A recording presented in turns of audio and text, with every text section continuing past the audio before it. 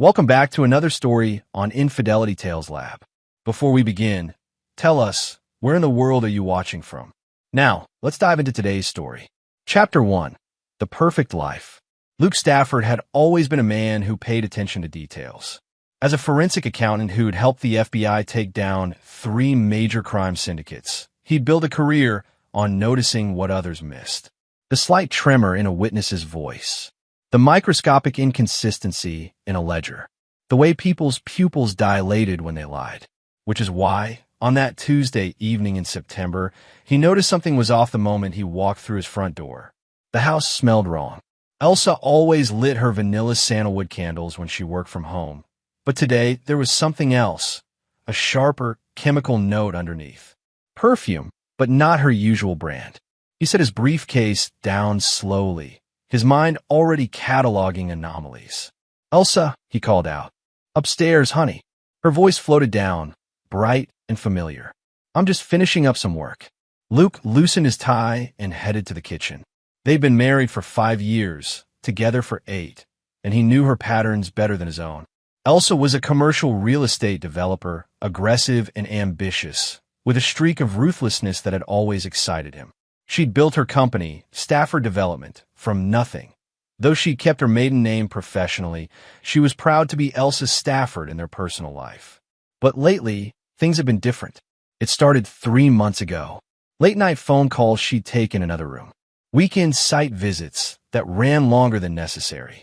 The way she'd started password protecting her laptop. Luke wasn't a jealous man by nature. His work taught him that suspicion without evidence was worthless. But he was observant, and the evidence was accumulating. He'd hired a private investigator 2 weeks ago. Russ McConnell, an old friend from his FBI consulting days, had been discreet and thorough. The preliminary reports sat in Luke's office safe. Elsa had been meeting regularly with Dale Harrington, her business partner and the company's CFO. Dinner meetings that stretched into the night. A weekend trip to Portland that had no business justification. Hotel records that Russ was still working to confirm.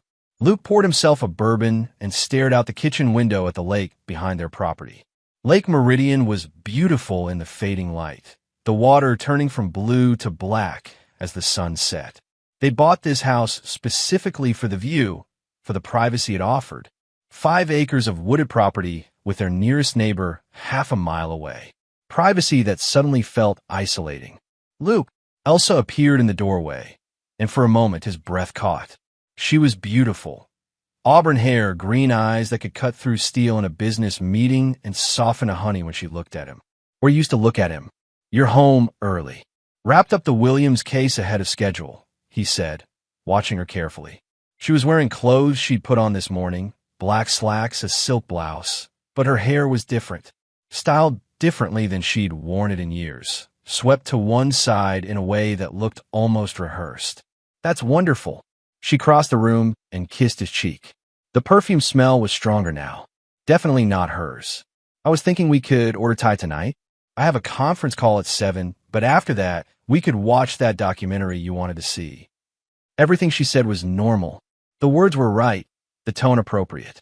But Luke had interrogated enough criminals to know when someone was performing normalcy rather than living it.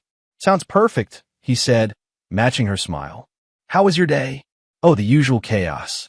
Dale and I had to deal with the Morrison property negotiations. The sellers are being impossible." She opened the fridge, her back to him. "But we'll get there. We always do." "Dale." She said his name so casually, without the faintest hesitation.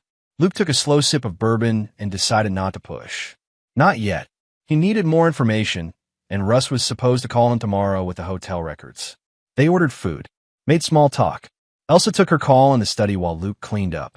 Around 9, she claimed exhaustion and headed upstairs. Luke stayed in his home office, ostensibly reviewing files for a new case, actually going through every piece of evidence Russ had compiled. Dale Harrington, 42 years old, divorced, no kids. He joined Stafford Development 4 years ago, bringing capital and connections that had helped the company triple in size. Luke had met him dozens of times at company events, smooth, confident, with the kind of practice charm that probably worked well on clients and, apparently, on Luke's wife. The photographs Russ had taken were damning even without context. Elsa and Dale at a restaurant, her hand on his arm. The two of them entering a boutique hotel in downtown Seattle. Body language that spoke of intimacy, of familiarity. Luke closed the folder and locked it back in his safe. He sat in the darkness of his office for a long time, thinking. His analytical mind sorted through options, scenarios, consequences. He could confront her, but confrontation without a plan was just drama. He could gather more evidence, file for divorce, take half of everything. Or he could wait. Watch. See how deep this went. At midnight, he finally went upstairs. Elsa was asleep or pretending to be. Luke lay in the darkness beside her, listening to her breathing, and thought about how easy it was for people to lie. How simple it was to build a false life on top of a real one. He thought about the chemical smell he'd noticed earlier, the wrong perfume, the styled hair. And he thought about how he'd spent 15 years learning to see through deception. Whatever game was being played, Luke Stafford intended to win. Chapter 2. The knock at the door. The next morning started ordinarily enough. Elsa left early for a breakfast meeting. Luke made coffee, went for his usual run around the property, showered. He was at his desk by 8, reviewing financial records for a case involving a shell company in the Caymans. His phone buzzed at 9:47 a.m. Russ McConnell. Luke, we need to talk. In person. The urgency in his friend's voice made Luke's stomach tighten. What did you find? Not over the phone. Can you meet me at the diner on Route 18 in an hour? I'll be there. Luke grabbed his jacket and headed out, but as he reached for his car keys, he noticed Elsa's Mercedes was in the garage. That was odd. She'd definitely left this morning. He'd heard the garage door, heard her car start. He walked over to the silver sedan and touched the hood. Cold. The car hadn't been driven in hours. A chill ran down his spine. If she hadn't taken her car, how had she left? He checked his watch. The meeting with Russ couldn't wait. Luke climbed into his Range Rover and headed toward Route 18, his mind racing with questions. The diner was nearly empty at this hour. Russ sat in a corner booth, looking grim. He was a compact man in his 50s, with silver hair and the weathered face of someone who'd seen too much. He'd been a detective for 20 years before going private, and Luke trusted his judgment completely. Show me, Luke said as he slid into the booth. Russ pulled out a tablet and opened a folder of images. I got the hotel records. Dale Harrington checked into the Fairmont Olympic 3 times in the last month.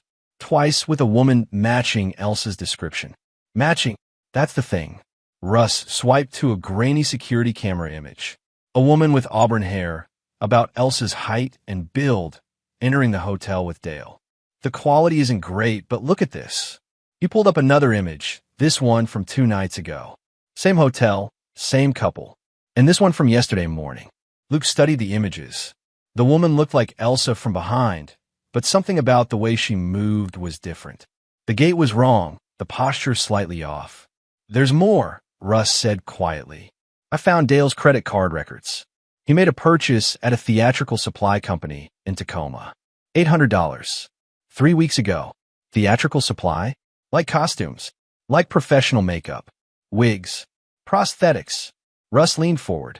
Luke, I think we need to consider the possibility that... His phone rang. Luke glanced at the screen. Unknown number. Luke Stafford. Mr. Stafford, this is Detective Frankie Downey with the King County Sheriff's Office. I need you to come home immediately. There's been a situation. Luke's blood went cold. What kind of situation? I prefer to discuss it in person, sir. How soon can you get home? 20 minutes. Luke ended the call and looked at Russ. Something's happened. I need to go. I'm coming with you. They made the drive in 15 minutes. Luke's mind spinning through possibilities. An accident? A break-in? But why would the sheriff's office call him directly? 3 police cruisers were parked in his driveway when they arrived. Officers stood on his porch, and yellow tape was being strung around the perimeter. Luke felt his heart hammer against his ribs as he parked and climbed out. A tall woman in a detective's badge approached him.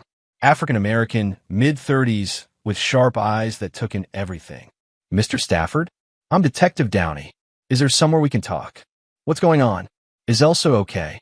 Detective Downey's expression was carefully neutral. Sir, Early this morning, a jogger discovered a vehicle in the lake about 2 miles north of here. The car was partially submerged near the boat launch. We ran the plates.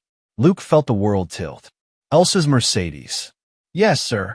We recovered the vehicle at approximately 8 a.m. There was a body inside. The words seemed to come from very far away. A body. Female, matching your wife's general description. The medical examiner is conducting an autopsy, but based on preliminary assessment. She paused, her eyes searching his face. Mr. Stafford, according to the coroner, the woman in that car has been deceased for at least 72 hours. The words didn't make sense. Luke's brain, trained to process complex information, seemed to stutter and fail. 72 hours. 3 days. But that's impossible, he heard himself say, his voice sounding hollow and distant. She's upstairs sleeping. We had dinner together last night. She just left for work this morning. Detective Downey's expression shifted from professional sympathy to sharp attention. Sir, what did you just say? My wife, Elsa. She's in the house. She's been here all week. Last night we ordered Thai food, and she... Luke stopped, finally understanding the look on the detective's face. Horror, concern, suspicion. Mr. Stafford, I need you to step back to your vehicle while we... No. Luke pushed past her, running toward his front door. Officers moved to intercept him, but Detective Downey shouted, Let him go. Follow him. Luke burst through his front door and took the stairs 2 at a time. Behind him, he heard boots pounding, voices shouting. His bedroom door was closed. He grabbed the handle and threw it open. A woman lay in his bed, covers pulled up, auburn hair spread across Elsa's pillow. She stirred at the commotion, sitting up slowly. Luke? What's all the... Her eyes widened as she saw the police officers crowding into the bedroom behind him. What's happening? Detective Downey pushed forward, her hand on her weapon. She stared at the woman in the bed, then back at Luke, then at the woman again. Luke watched as the detective's face went pale, her professional composure cracking. Jesus Christ, Downey whispered. The woman in the bed looked exactly like Elsa. Same face, same hair, same green eyes. But now, in the harsh morning light, with police officers surrounding them, Luke saw what his unconscious mind had been trying to tell him all along. The eyes were the wrong shade of green, the voice a half note too high, the way she held her shoulders, the shape of her hands, the tiny mole on Elsa's left collarbone that this woman didn't have. Who are you? Luke asked quietly. The woman's face remained calm, almost serene. I'm your wife, Luke. I'm Elsa. What's going on? No, Luke said, his voice hardening. You're not. Detective Downey stepped forward. Ma'am, I'm going to need you to come with us. We have some questions. I don't understand. The woman's voice rose, taking on a note of panic that sounded rehearsed, theatrical. Luke, tell them. Tell them who I am. Luke looked at her, this stranger wearing his wife's face, sleeping in his wife's bed, and felt something cold and dark settle in his chest. This wasn't random. This wasn't a mistake. This was planned, calculated, executed with precision. Someone had killed his wife and replaced her with an imposter. And Luke Stafford was going to find out who and why and make them pay for every single second of the last 3 days. Get her out of my house, he said to Detective Downey. She's not my wife, and I want to see the body you found. Chapter 3, The Investigation. The King County Medical Examiner's office was a windowless building that smelled of disinfectant and something else Luke couldn't quite name. Death, maybe, or just the absence of life.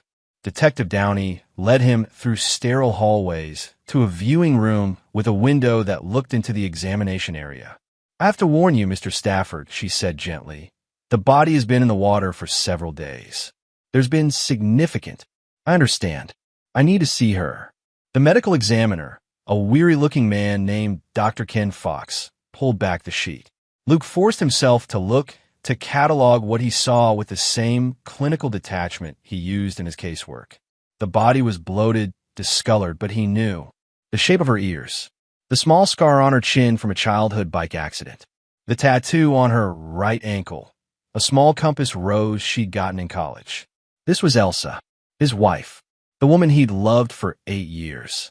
I need a positive identification for our records, Detective Downey said quietly. That's Elsa Stafford, my wife. Luke's voice was steady, mechanical. He refused to let himself feel it yet, refused to let the grief crack through the ice forming around his heart. Grief was a luxury. Right now, he needed to think. Dr. Fox cleared his throat. I've completed the preliminary examination. Cause of death appears to be drowning, but there are bruises on the upper arms consistent with being restrained. Toxicology is pending, but I found evidence suggesting she was sedated before entering the water. She was murdered, Luke said flatly. That will be my official determination, yes. Detective Downey touched his elbow, guiding him out of the viewing room. They ended up in a small conference room where she offered him coffee he didn't want and a box of tissues he didn't use. Mr. Stafford, I need to ask you some difficult questions. I know. I'm a suspect. The husband always is. Luke met her eyes. I didn't kill her, and I can prove it. I'm listening. 3 days ago was Saturday. I was in Portland for a deposition. I can give you the name of the attorney, the location, the hotel where I stayed. There are security cameras, credit card receipts, dozens of witnesses. I didn't get back until Sunday evening around 8 p.m. Detective Downey made notes. And the woman in your house? I don't know who she is, but she's been impersonating Elsa since at least Sunday night when I got home. Luke pulled out his phone. I have a friend who's a private investigator. Russ McConnell. I hired him 2 weeks ago because I suspected Elsa was having an affair. He watched Downey's expression shift. With whom? Her business partner, Dale Harrington. I'll need to speak with Mr. McConnell. And with Mr. Harrington. She paused. The woman we took from your house isn't talking. She's asking for a lawyer. But we'll identify her eventually through fingerprints and facial recognition. I can tell you who she is right now. Russ's voice came from the doorway. He held up his tablet. Vera Hall, age 34. Originally from Nevada. She's a professional actress. Mostly commercial work, some theater. But here's where it gets interesting. He swiped through images. 4 years ago, she was arrested for identity theft in Las Vegas. Charges were dropped due to insufficient evidence. But the victim claimed Vera had been impersonating her for weeks, accessing bank accounts, meeting with her boyfriend. Detective Downey took the tablet, studying the images. How did you get this so fast? Facial recognition software. I took photos when we were at Luke's house. Russ looked at Luke. I'm sorry, man. About Elsa. Luke nodded curtly. Dale Harrington hired her. Had to be. The timing fits. She showed up right after Elsa was killed. Dale was having an affair with my wife. Something went wrong, and he needed to cover it up. That's a theory, Detective Downey said carefully. But we need evidence. Mr. McConnell, I'll need everything you've compiled on Mr. Harrington and Mrs. Stafford's relationship. Mr. Stafford, I need you to go through your house and document anything that's been changed or moved. Anything that Vera might have touched or altered. I have a better idea, Luke said. Let me talk to her. Absolutely not. You're emotionally compromised and... Detective, I've spent 15 years getting confessions from people who thought they were smarter than everyone else. Let me talk to Vera. I can get her to give up Dale. Downey studied him for a long moment. You're not a cop. I can't let you interrogate a suspect. But you could let me visit her as a concerned husband, confused about what's happening. You could observe through the glass. If she says anything incriminating, that's on her. Luke leaned forward. I need this, detective. I need to look her in the eye and understand why. Why Elsa had to die. After a long pause, Detective Downey nodded. 10 minutes. And I'm cutting it off the second I think it's going wrong. Vera Hall sat in interview room 2, handcuffed to the table, still wearing Elsa's pajamas. Up close, without the softening distance of the bedroom, the differences were more obvious. Her nose was slightly wider, her jawline softer. She'd had excellent coaching and preparation, but she wasn't a perfect match. She looked up as Luke entered, and her expression cycled through several emotions. Fear, defiance, and finally, resignation. Luke, she said softly, I'm sorry. What? He sat across from her, his hands flat on the table. Just tell me why. I needed the money. Her voice was quiet, almost childlike. Dale said it would be easy. Just a few days, he said. Pretend to be her until the body was found. Act shocked and devastated. Collect the life insurance. He promised no one would get hurt. But someone did get hurt. Elsa is dead. Tears streamed down Vera's face. I didn't know. I swear to God, I didn't know he was going to kill her. He told me she was leaving you, that she wanted out of the marriage and the business.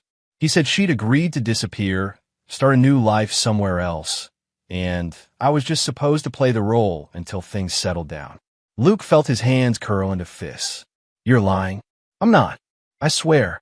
Friday night, Dale called me and said there'd been an accident, that Elsa had taken pills and alcohol and driven off the road. He was panicking. He said if anyone found out about their affair, he'd be the prime suspect. He begged me to help him. Vera's voice cracked. I owed him. He'd helped me out of some trouble in Vegas. So I agreed. I showed up Sunday morning. He gave me her clothes, her jewelry, went through her mannerisms and habits. He said it would just be for a few days until her body was found, and then I could leave. And the money? The life insurance. There's a $2 million policy on Elsa. Dale is the beneficiary through the business, some kind of key person insurance. He was going to split it with me, $1 million each. She looked up at him with red-rimmed eyes. But I swear, I didn't know he killed her. Not until just now, when they told me how long she'd been dead. The timeline doesn't match what Dale said. Luke stood slowly. You're going to tell Detective Downey everything. Every detail about Dale's plan, every conversation you had, every instruction he gave you. And if you're very lucky, maybe they'll reduce your charges from accessory to murder to something slightly less horrifying. Luke, please.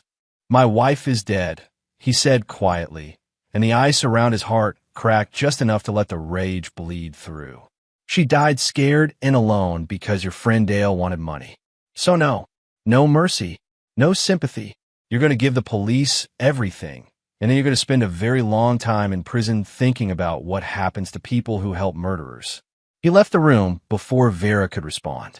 Detective Downey was waiting in the observation area, her expression grim. We'll bring Dale Harrington in for questioning, she said. Based on Vera's statement, we have enough for a warrant. But Luke, you need to prepare yourself. Cases like this take time. Getting a conviction isn't as simple as getting a confession. I know. Luke's mind was already working, sorting through possibilities, strategies, angles of attack.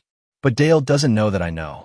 He thinks Vera is still playing her part, that I'm the grieving husband who has no idea what's happening.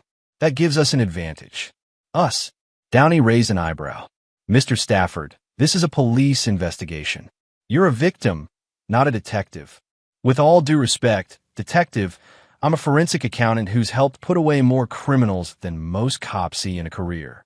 And Dale Harrington just declared war on the wrong man. Luke met her eyes.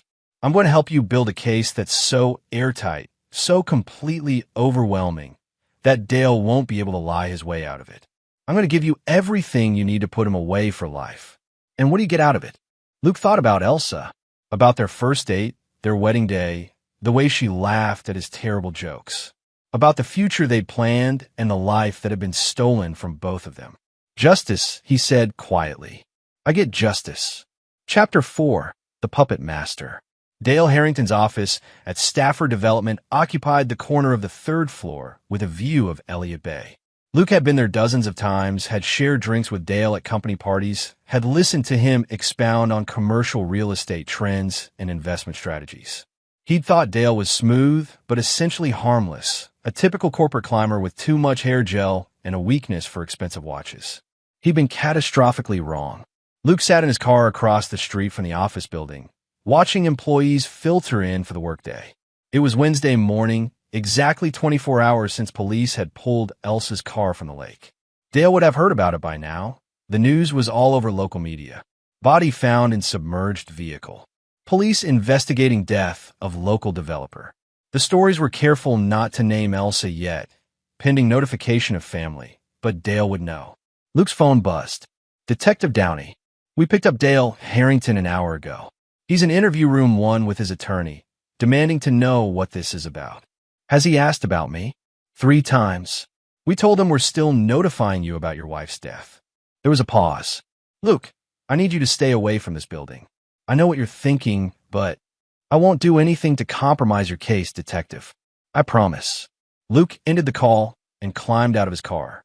The Stafford Development Office was chaos. Employees clustered in groups, whispering. The receptionist, a young woman named Brooke Haley, looked up with tear-stained eyes as Luke entered. "Oh my God, Mr. Stafford, we just heard. Is it true? About Mrs. Stafford?" "I'm afraid so, Brooke. I need to access Elsa's office." "And Dale's." "Mr. Harrington's not here." The police came, and she stopped, her eyes widening. "Oh no. Do they think Dale had something to do with—" "I don't know what the police think, but I need to secure company records before anything gets lost in the confusion. Can you let me into their offices?" Brooke hesitated, then nodded. She pulled out a master key card. "I'm so sorry, Mr. Stafford." She was amazing. Elsa's office looked exactly as it had the last time Luke had visited. Neat, organized, with architectural models of current projects displayed on shelves. Her laptop was locked, but Luke had watched her type her password 100 times. He logged in and began copying files to an encrypted drive. Financial records, property files, email archives, everything. Dale's office was messy, paper stacked on every surface, coffee cups leaving rings on documents.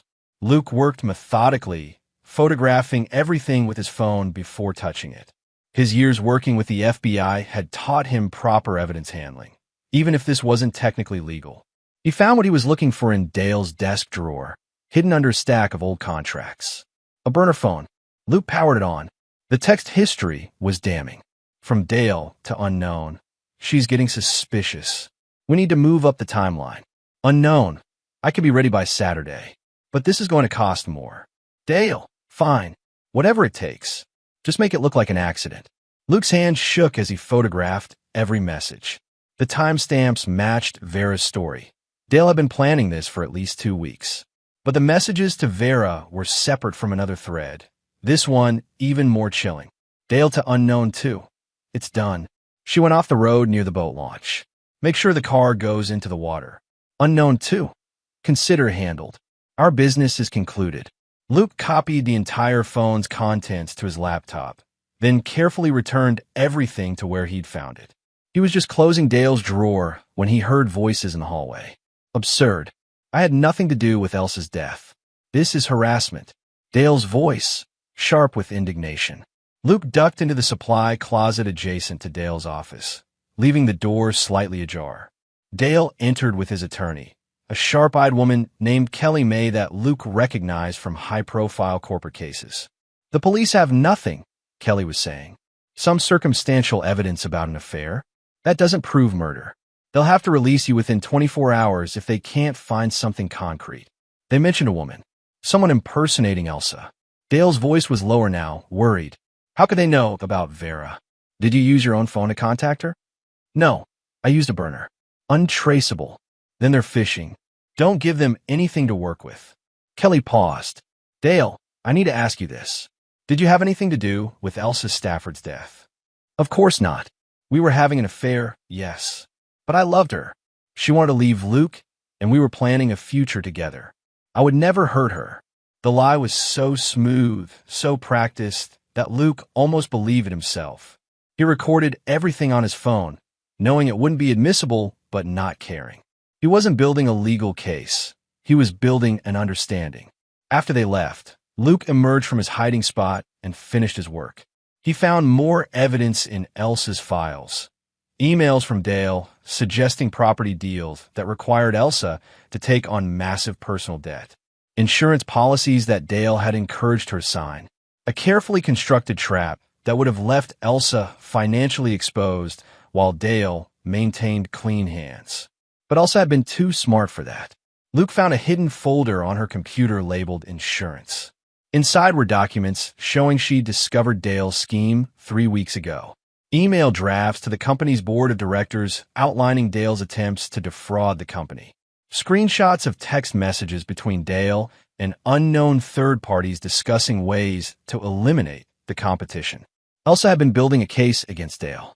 She'd been preparing to destroy him professionally, to have him arrested for corporate fraud and embezzlement. And Dale had killed her for it. Luke sat in Elsa's chair and felt the ice around his heart crack wider. She died fighting. She'd seen what Dale was and had moved to stop him, and he'd murdered her for it. But she'd left behind evidence, a trail of breadcrumbs that Luke now held in his hands. He copied everything to multiple secure locations, sent encrypted backups to Russ and to a lawyer he trusted. Then he called Detective Downey. "I'm at Stafford Development. I have Elsa's computer, and you need to see what's on it." She was building a case against Dale. He killed her to stop her from exposing him. "Luke, you can't just remove evidence from a business. The business is half mine. Elsa was my wife, and I'm executor of her estate. Everything in this office belongs to me now, and I'm voluntarily providing it to the police." He heard Downey sigh. "Detective, I'm not trying to make your job harder. I'm trying to help you put a killer away. Bring everything to the station. And Luke, stop taking risks. Dale might be in custody now, but he has friends, people who helped him. You're making yourself a target." Luke thought about the second unknown number on Dale's burner phone. The person who'd put Elsa's car in the water. The person Dale had paid to help commit murder. "Let them come," he said quietly. "I'm ready." Chapter 5. The Trap. Over the next 3 days, Luke transformed himself into bait. He made sure Dale knew he was investigating, asking pointed questions at the office, demanding access to financial records, making it clear he suspected something. He gave an interview to the local news, his voice breaking as he talked about his beloved wife and how he just wanted to understand what happened, all while working with Detective Downey to build an airtight case. The evidence from Elsa's computer was devastating. She documented everything. Dale's embezzlement schemes, his fraudulent property deals, his attempts to manipulate her into taking on liability for his crimes. Between Vera's testimony and Elsa's files, they had enough to charge Dale with first-degree murder, conspiracy, and a dozen financial crimes. But Luke wanted more. He wanted whoever had helped Dale dump Elsa's car. He wanted everyone involved in his wife's death to face justice, which is why on Saturday night, he made himself very visible and very vulnerable. The memorial service for Elsa was held at a funeral home overlooking Lake Washington. Hundreds of people came, colleagues, clients, friends from their college days. Luke stood by the casket, accepting condolences, playing the grieving husband while his mind cataloged everyone who attended. Dale wasn't there. He was still in custody, his bail denied thanks to Elsa's documented evidence of his criminal activity. But his people would be watching. Luke was counting on it. After the service, Luke drove home alone. He didn't go inside. Instead, he walked down to the edge of his property, to the small dock that extended into Lake Meridian, the same lake where Elsa's car had been found. He stood there for an hour, staring at the water, letting whoever was watching see his grief and his isolation. Around midnight, he heard footsteps behind him. "Don't move. Don't make a sound." The voice was male, rough. Luke felt cold metal press against his spine. "A gun. Who are you?" Luke asked quietly. "Someone who needs you to stop digging into things that don't concern you." The gun pressed harder. "Dale had nothing to do with your wife's death. It was an accident. Stop telling the police otherwise, or you're going to have an accident too." "Who are you working for?" You don't ask questions. You just nod and agree to back off, and maybe you get to live. A pause. Your wife should have minded her own business. She'd still be alive if she had. Luke felt rage flood through him, hot and sharp. But he kept his voice level. "You killed her. I did what I was paid to do. Same as I'm doing now. Last chance. Are you going to be smart, or are you going to join her?" "I'm going to be smart." Luke turned slowly, hands raised. "I'll back off. I'll tell the police I was wrong. Just don't hurt anyone else." The man was large, muscular, wearing dark clothes and a ski mask. But Luke had already seen what he needed to see. The tattoo on the man's left wrist, a distinctive eagle design, the brand of gun he carried, the slight limp in his right leg. Good choice. The man lowered the gun slightly. "Now get in your house and forget this conversation ever." Floodlights erupted from the trees around the property. The man spun, raising his gun, and Detective Downey's voice boomed through a megaphone. "Police, drop your weapon. You're surrounded." Officers emerged from the woods, weapons drawn. The man on the dock looked at Luke with dawning comprehension and rage. "You set me up. You killed my wife," Luke said quietly. "Did you really think I'd let you walk away?" The man raised his gun, and Luke dove sideways as gunshots cracked through the night. He hit the dock hard, felt splinters dig into his palms. More shots, shouting, then silence. Luke raised his head. The man lay on the dock, blood pooling beneath him. Officers swarmed the area. Detective Downey helped Luke to his feet. "Are you hit?" "No, I'm fine." Luke looked at the body. "Who is he?" "We'll find out." "But you were right. He came for you." She studied his face. "That was incredibly reckless.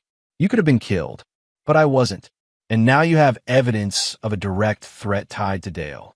That man just confessed to murdering Elsa." "I know. We recorded everything." Downey shook her head. "You're either the bravest man I've ever met or the most foolish. Maybe both." Luke walked back toward his house, his legs unsteady.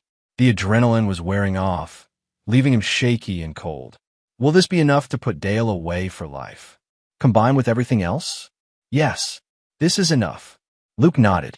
He went inside, poured himself a bourbon, and sat in the darkness of his living room. Through the windows, he could see police lights flashing, officers processing the scene.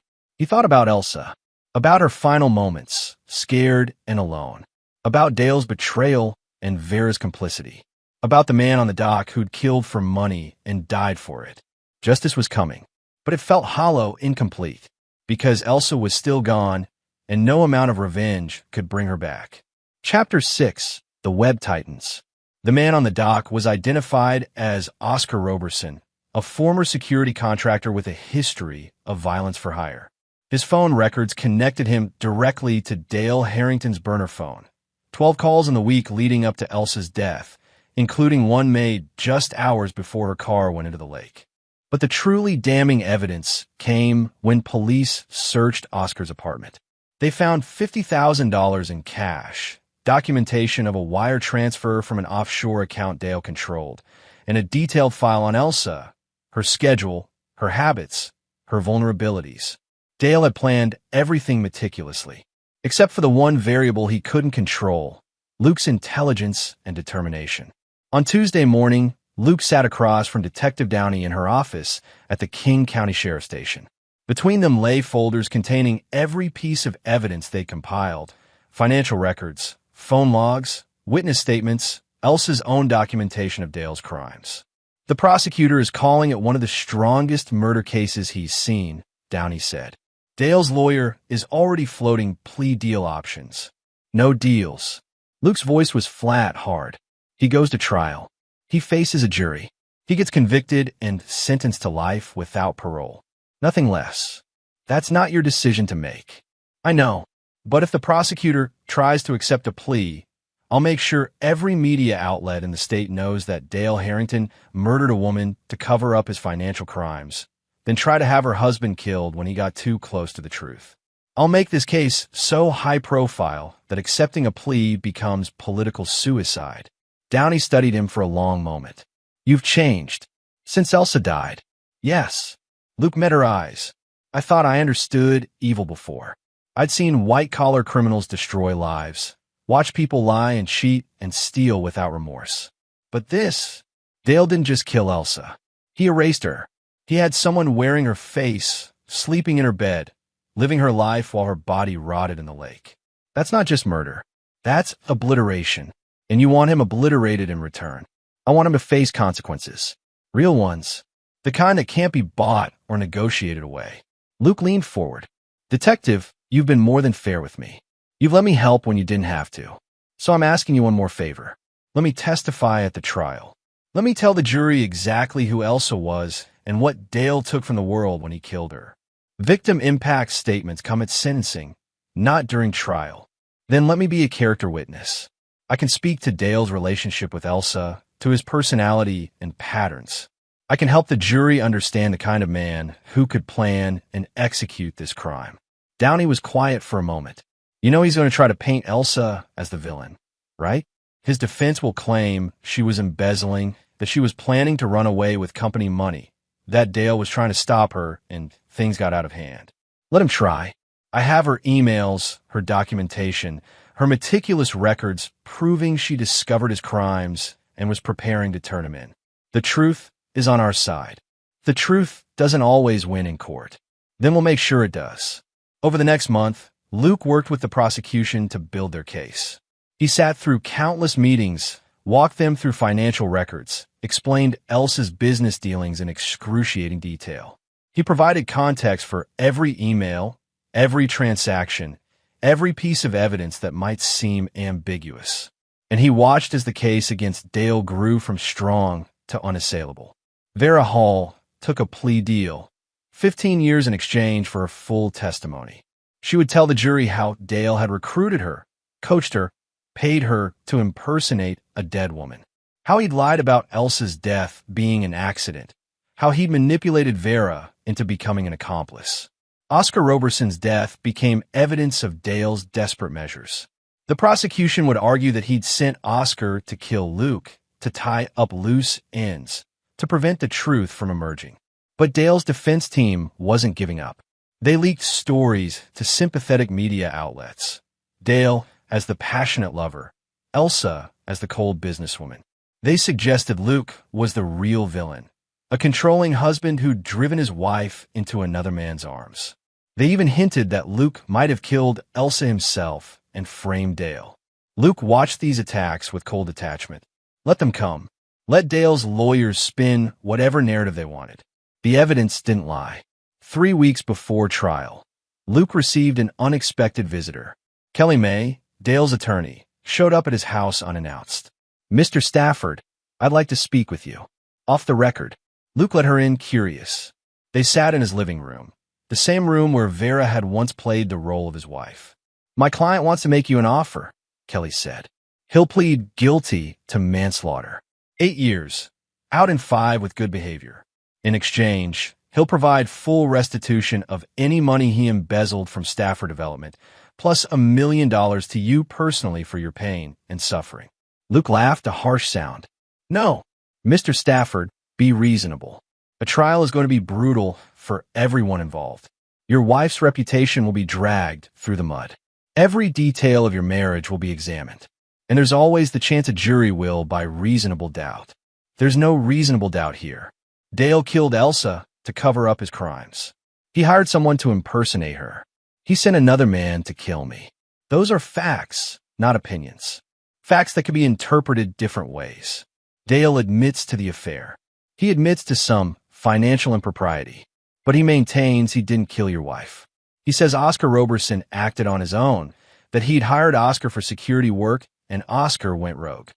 Kelly leaned forward. "Take the deal, Mr. Stafford. Get guaranteed justice and move on with your life." Luke stood, walked to his window. Outside, the lake was calm, reflecting the afternoon sun. Elsa had loved this view. They'd spent countless evenings on the deck, planning their future, talking about the life they'd build. "Tell Dale I'll see him in court," Luke said quietly. "And tell him that when this is over, when he's sitting in a cell for the rest of his life, I want him to remember Elsa's face. I want him to remember what he took from the world. Because that's all he's going to have left, memories and regrets." Kelly May stood. "You're making a mistake." "No, Dale made the mistake. I'm just making sure he pays for it." After she left, Luke sat in the quiet house and felt something shift inside him. The ice was melting. The rage was cooling. What remained was something harder, more permanent. Purpose. Elsa couldn't be brought back, but she could be remembered, honored, avenged. And Dale Harrington would spend the rest of his life knowing that he'd underestimated the wrong man. Chapter 7. The Trial. The King County Courthouse was packed on the first day of trial. Media crews lined the steps, reporters shouting questions that Luke ignored. He walked through them with Russ McConnell at his side, both men wearing dark suits, their faces grim. Inside, the courtroom was beautiful in that austere way government buildings sometimes are, wood paneling, high ceilings, and American flag behind the judge's bench. Luke took his seat in the gallery, directly behind the prosecution table, where Deputy District Attorney Adam Boyd sat reviewing notes. Then Dale was brought in. He looked thinner than Luke remembered, pale from his weeks in custody. But he still had that smooth confidence, that practiced charm. He smiled at his legal team, nodded to familiar faces in the courtroom. His eyes found Luke's, and for just a moment, the mask slipped. Luke saw hatred there, and fear, and something that might have been regret. Judge Alexandra Sanchez entered, and the bailiff called the court to order. Jury selection had been completed the previous week. 12 citizens who would decide whether Dale Harrington spent his life in prison or walked free. Adam Boyd's opening statement was masterful. He painted Elsa as a brilliant businesswoman who discovered her partner's criminal activities and paid for it with her life. He outlined the evidence methodically: the financial records, Vera's testimony, Oscar Roberson's death, the burner phone records. "This is not a crime of passion," Boyd told the jury. "This is premeditated murder. Dale Harrington killed Elsa Stafford to protect his criminal enterprise, then tried to cover it up with an elaborate deception. He hired an actress to impersonate the woman he'd murdered.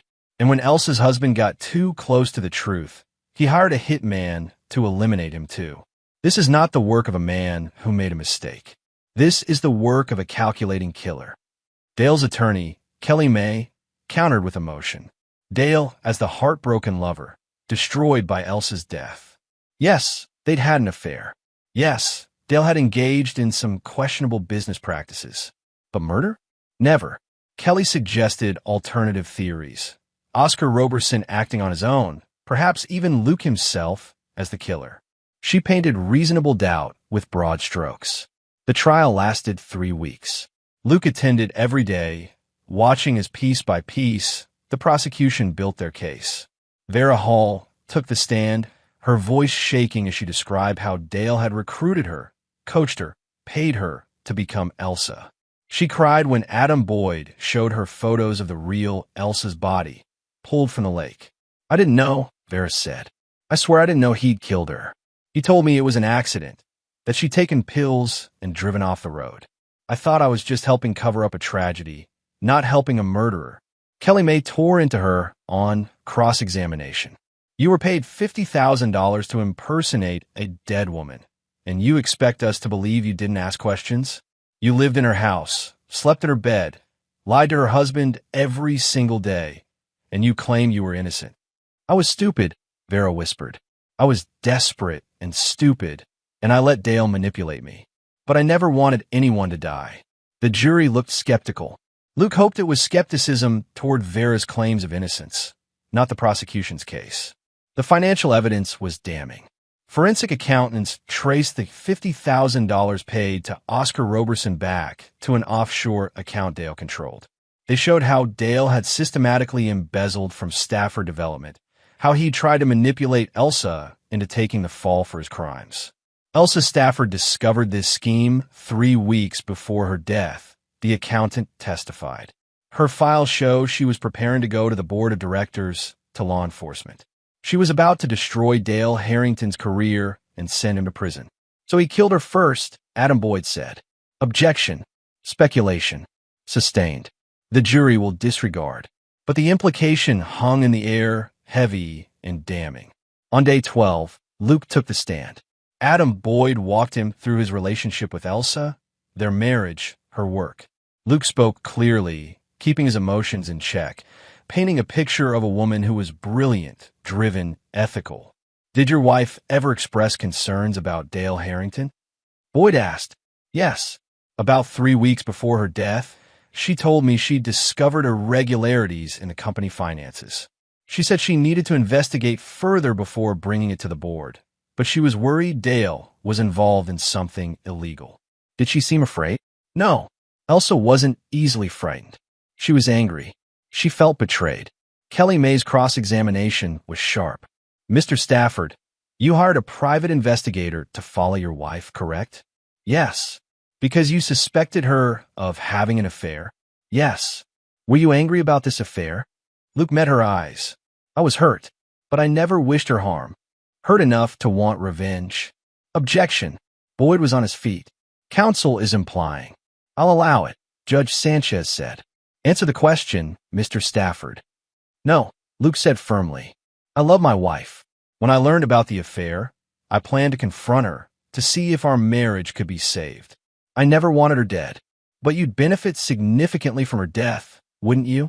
Her half of Stafford Development, her life insurance, her personal assets. I'd benefit more from having her alive. Money means nothing compared to what I lost." The exchange went on for an hour. Kelly May probing for weaknesses, Luke remaining steady. Finally, Judge Sanchez called for a recess. In the hallway, Russ pulled Luke aside. "You did great. The jury was with you." "I hope so." Luke watched Dale through the courtroom doors, saw him conferring urgently with his legal team. "He's getting desperate. I can see it." "Good. Desperate people make mistakes." The prosecution rested on day 15. The defense put on their case. Character witnesses for Dale, experts questioning the timeline, suggestions of reasonable doubt. But they couldn't explain away the evidence. They couldn't make the burner phone disappear, or Vera's testimony, or the financial records. On day 18, both sides gave closing arguments. Adam Boyd was passionate. Dale Harrington is a murderer. He killed Elsa Stafford to protect himself, then tried to erase her very existence by replacing her with an imposter. He showed no mercy, no remorse, no humanity. And when her husband got too close to the truth, he tried to kill him too. This is not a man who made a mistake. This is a monster who deserves to spend the rest of his life in prison. Kelly May fought back. "The prosecution has given you a compelling story. But stories aren't facts. They haven't proven beyond a reasonable doubt that Dale Harrington killed anyone. They've proven he had an affair, that he engaged in financial crimes, that he knew Vera Hall and Oscar Roberson. But murder? That's speculation. That's connecting dots in a way that supports their narrative while ignoring other possibilities. Your job is to find reasonable doubt, and there is plenty of doubt in this case." The jury deliberated for 4 days. Luke spent that time in a kind of suspended animation, unable to work, unable to eat, unable to do anything but wait. Russ stayed with him, and Detective Downey called daily with updates that weren't really updates. On the 4th day, the jury reached a verdict. Chapter 8, Justice. The courtroom was silent as the jury filed in. Luke tried to read their faces, looking for any hint of their decision, but they'd been coached well.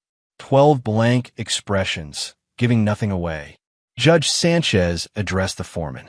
"As the jury reached a verdict, we have, Your Honor, on the charge of murder in the first degree, how do you find?" Luke held his breath.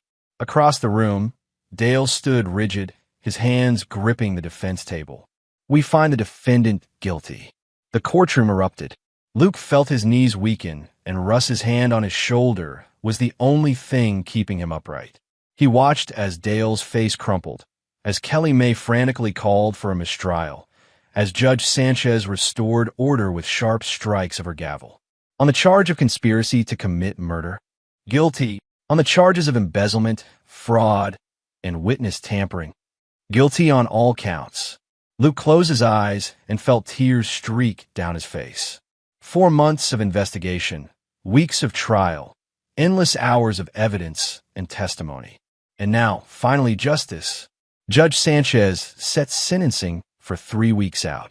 Dale was remanded to custody immediately. As officers led him away, he looked at Luke one final time. There was no charm left now, no smooth confidence. Just a broken man facing a lifetime in prison. Outside the courthouse, media surrounded Luke. He gave a brief statement, his voice steady despite his exhaustion. "Today, justice was served for Elsa Stafford.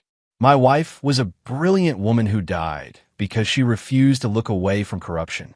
Dale Harrington murdered her to protect his criminal enterprise, and now he'll spend the rest of his life paying for that choice. This verdict doesn't bring Elsa back, but it ensures that her death has meaning. No one should be able to kill to cover up their crimes. No one should be able to erase another person's life and think they'll get away with it." He took no questions, just walked to his car with Russ and drove home. The house felt different now, emptier, but also cleaner, as if some malevolent presence had been exorcised. Luke walked through rooms where Vera had pretended to be Elsa, where he'd lived with an imposter for 3 days without fully realizing it. "You need to get out of here," Russ said. "Sell this place. Too many bad memories." "Maybe." Luke poured them both a bourbon. Maybe I need to make new memories. Good ones. Reclaim this space from what Dale did to it. That's healthy or completely insane. I can't tell which." Luke laughed, a genuine sound. Probably both. They drank in companionable silence. Eventually, Russ left, and Luke was alone with his thoughts. He thought about Elsa, about their first date. She'd been so confident, so self-assured, that he'd been intimidated and charmed in equal measure. Their wedding, small and intimate, just family and close friends. The way she'd looked at him when they bought this house, her eyes shining with plans for their future. She'd been stolen from him, but she'd also left him something, evidence, documentation, a trail that had led to Dale's downfall. Even in death, Elsa had been fighting. Luke raised his glass to her memory. We got him, Els. He's going away forever. It doesn't fix anything, but we got him. 3 weeks later, Luke sat in the same courtroom for sentencing. Dale Harrington, now officially a convicted murderer, looked gaunt and aged. His expensive suit couldn't hide the orange jumpsuit underneath. Judge Sanchez addressed him directly. Mr. Harrington, you were found guilty of murdering Elsa Stafford, a woman who trusted you, worked with you, and ultimately discovered your criminal activities. Rather than face consequences for your embezzlement and fraud, you chose to end her life. You hired an actress to impersonate her, attempting to delay discovery of your crime. And when Elsa's husband began investigating, you hired a killer to eliminate him as well. Your actions show a complete absence of remorse, a calculating disregard for human life, and a level of premeditation that disturbs this court deeply. Dale said nothing. His lawyer had advised him to remain silent, to show contrition without admitting anything that might help civil cases against him. It is the judgment of this court that you be sentenced to life in prison without the possibility of parole for the murder of Elsa Stafford. Additionally, you will serve consecutive sentences totaling 60 years for your other crimes. You will die in prison, Mr. Harrington, and perhaps in that time, you'll develop the conscience you so clearly lacked when you committed these crimes. The gavel fell. Dale was led away. Luke watched him go and felt, not satisfaction exactly, not joy, but something like completion. A chapter ending, however painfully. In the hallway, Detective Downey found him. How are you holding up? I'm okay. Better than okay. Actually, it's over. For Dale, yes. But Luke, you need to know, Vera Hall tried to appeal her plea deal, claiming she was coerced. The judge rejected it. She'll serve her full 15 years. Good. She made her choices. She needs to face consequences. Downey studied him. You've changed since this started. Harder, maybe. Maybe. Or maybe just more realistic about what people are capable of. Luke shook her hand. Thank you, Detective, for believing me, for helping build this case. Elsa deserves justice, and you made that possible. We made it possible. You were the one who wouldn't let it go, who kept pushing even when it was dangerous. She smiled slightly. If you ever want a job in law enforcement, let me know. We could use someone with your skills. Luke laughed. I think I'll stick with forensic accounting. Less chance of getting shot at. He left the courthouse and drove not home, but to the cemetery where Elsa was buried. Her grave was simple, a granite headstone with her name, her dates, and a quote she'd loved. Well-behaved women seldom make history. Luke sat on the grass beside her grave and told her everything. About the trial, the verdict, the sentencing. About how Dale had looked when the guilty verdict was read. About how Vera had cried on the stand. About how justice, however incomplete, had been served. I wish you were here, he said quietly. I wish you could have done this yourself, could have seen Dale get what he deserved. You were the strong one, Els. You were the one who discovered his crimes, who was willing to expose him. I just finished what you started. The wind rustled through the trees. Luke sat there until the sun set, until the cemetery gates closed, until the groundskeeper politely asked him to leave. Then he went home, to a house that would always be haunted by memories, and began the slow work of learning to live again. Chapter 9. Aftermath. 6 months after Dale's sentencing, Luke stood in the renovated offices of what was now simply Stafford Solutions. He'd restructured the company, brought in new management, rooted out anyone who'd been complicit in Dale's schemes. The business was smaller now, but cleaner, ethical. Elsa would have approved. Mr. Stafford? Brooke Haley appeared in his doorway. She'd been promoted to office manager, proving herself invaluable in the company's restructuring. The Meridian Group representatives are here for the 2 o'clock. Thanks, Brooke. Give me 5 minutes. She nodded and left. Luke looked around his office, Elsa's office really. He'd moved into her space, surrounded himself with her architectural models and design sketches. Some people might find it morbid. Luke found it motivating. He'd established the Elsa Stafford Foundation 3 months ago, dedicated to supporting women in commercial real estate and investigating financial crimes. The foundation was funded by Dale's seized assets, by the money recovered from his offshore accounts, by everything the courts had confiscated. Poetic justice, turning his ill-gotten gains into something that would help others. Vera Hall was serving her sentence at the Washington Correction Center for Women. Luke had received a letter from her 2 weeks ago, apologizing again, claiming she was in therapy and trying to understand how she'd made such terrible choices. He'd thrown the letter away without responding. Some apologies were too late, too insufficient. Detective Downey had been promoted to sergeant, partially due to her successful handling of Elsa's case. She called Luke on the anniversary of Elsa's death, checking in, making sure he was okay. They'd become something like friends, bonded by shared trauma and shared victory.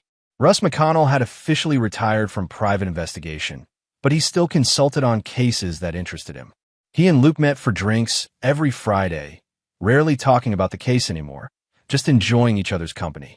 The trial had been covered extensively by national media. Luke had been approached by several true crime podcasts, multiple documentaries, even a producer who wanted to option the story for a limited series. He declined them all. This wasn't entertainment. This was his life, Elsa's death, and he wasn't interested in commodifying it. But he had agreed to speak at a conference on financial crimes next month, to tell investigators and prosecutors how to spot the warning signs, how to build cases against sophisticated criminals, how to never give up even when the evidence seems impossible to gather. Mr. Stafford, Brooke was back. They're ready for you. Luke grabbed his tablet and headed to the conference room. Life continued. Work continued. The world kept turning, as it always did, indifferent to individual tragedies. But Elsa's legacy lived on. In the foundation, in the cases her documentation had helped solve, in the changes Luke had made to ensure no one else at the company could abuse their power the way Dale had. That evening, Luke drove out to Lake Meridian. Not to his old house. He'd sold that 6 weeks ago, unable to live with the memories, but to a public park on the opposite shore. He watched the sunset paint the water gold and red, watched families playing on the beach, watched life happening all around him. His phone buzzed. A text from an unknown number. Unknown. Mr. Stafford, this is Dale Harrington. I'm using another inmate's phone. I need you to know that I'm sorry. I never meant for any of this to happen. Elsa was everything to me, and I destroyed it all. I think about her every day. I hope someday you can forgive me. Luke stared at the message for a long moment. Then he typed a response. Luke, you don't get forgiveness. You get consequences. Elsa is dead because of your choices, and you'll spend the rest of your life living with that. Don't contact me again. He blocked the number and deleted the message. Dale Harrington had taken enough from him. He wouldn't give him absolution too. As the sun set completely, Luke thought about Elsa one last time that day. Her laugh, her drive, her refusal to accept injustice. She'd died fighting corruption, and in doing so, she'd given Luke the tools to destroy the man who killed her. That was her legacy. Not the murder, not the betrayal, but the fight. The refusal to back down, even when it cost everything. Luke stood and walked back to his car. Tomorrow he'd start work on a new project. Next week, he'd meet with the foundation board. Next month, he'd give his speech at the conference. Life continued.